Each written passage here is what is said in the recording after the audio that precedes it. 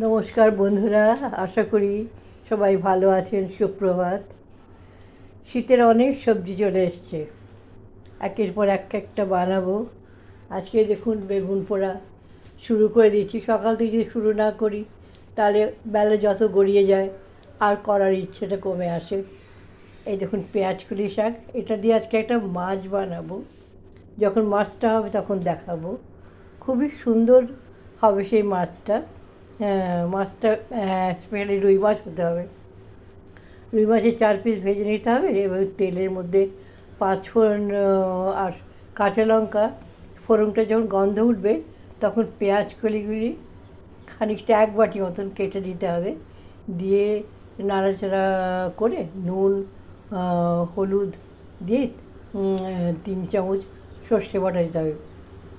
ঝোলটা ফুটে গেলে মাছটা দিয়ে মাখা মাখা হবে। তো ওটা এখনও তো হয়নি, যখন হবে তখন নিশ্চয়ই দেখাবো। এই দেখুন বেগুন এসছে, এই বেগুনের যে কী অপূর্ব স্বাদ।